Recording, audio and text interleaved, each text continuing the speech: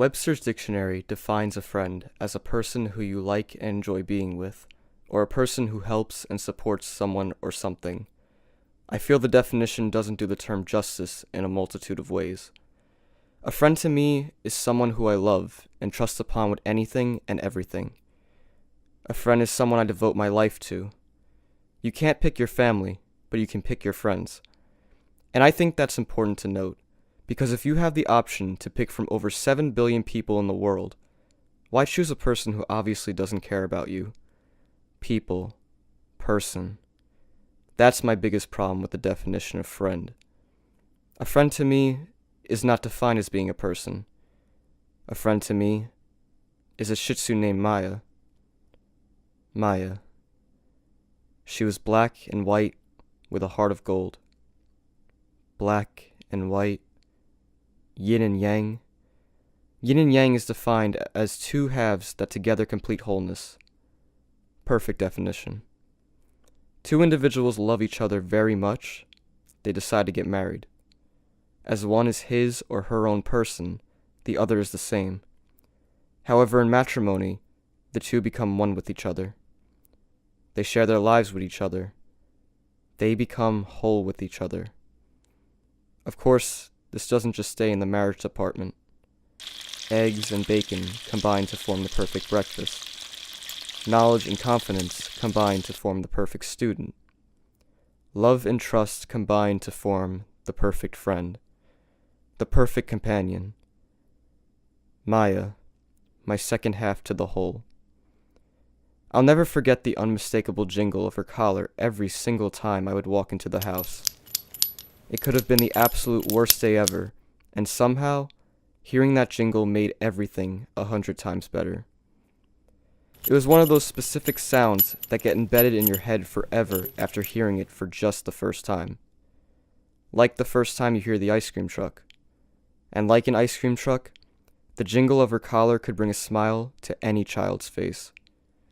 That's the beauty of having a pet. It could be any little detail about them, and that detail is something that will stay with you forever. Even without talking, they are capable of understanding you and being your biggest supporter in your times of need. They are able to love endlessly. We always talk about having the best or smartest pet in the world, and I am no exception to that. To me, Mya was the best and smartest pet I knew. I could still remember when I was a little kid, and we both simultaneously ran upstairs and hid under my bed when it was thundering and lightning outside. I will always remember how much she loved to cuddle, and how she slept at the foot of my bed every single night. Sometimes I'd be in bed before her, and sometimes she'd be waiting for me to come into my room and fall asleep. I will never forget the feeling of her tongue constantly licking me, cleaning me as if I were her baby. Her tongue was as tough as sandpaper, but as loving as a mother's kisses. I'll never forget the little patch of white fur at the top of her head, and how much I loved to twirl my fingers through it. Mya was literally a memoir of all the memories I had as a child. I never needed a journal to write down all my fondest times as a kid. As long as Mya was there, it will always be a strong memory to me.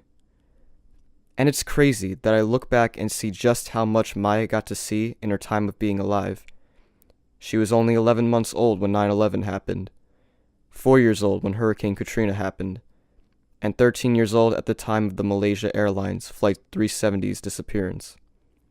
She lived through 3 U.S. presidencies. From my first year of preschool all the way to my junior year of high school, Mya was there.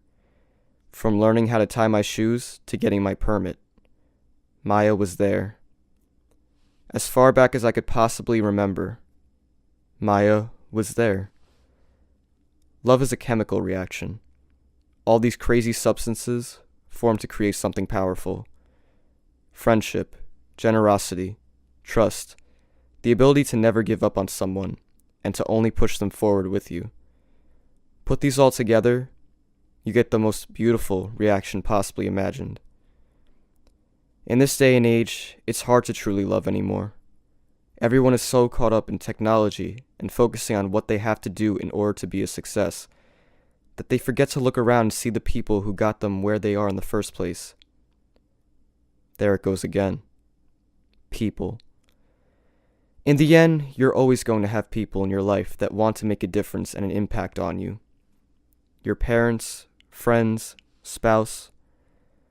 But then there's a lucky few of us that have these little furry creatures that, though they may seem unable to understand and love the same way as humans, they can do so much more for you.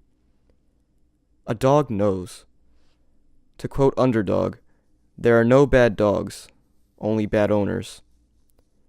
If we all just show nothing but love and compassion to them, somehow, almost magically, you will see more than just a pet.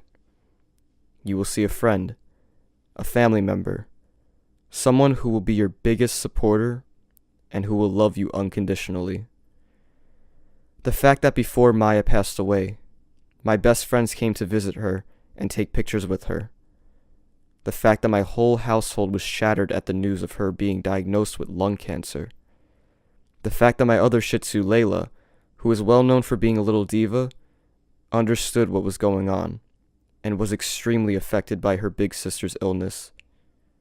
It just proves Maya lived a good life up until the end, and I'm glad I was a part of it.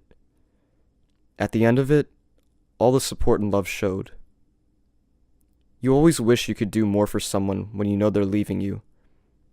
I know I do. But in the end, I know I made a huge impact on Maya's life, as she did for me. That's the biggest honor I could possibly bear. It's funny how things all happen for a reason. We got Maya at a puppy barn almost 15 years ago. We chose her. I'm beyond thankful we made the right choice. I'm so happy she was in my life. I'm so happy she always will be. Even without being physically here, Maya will always be the yin to my yang. And to me, my family, my friends, anyone and everyone who ever met Maya, Maya will always be more than just a pet.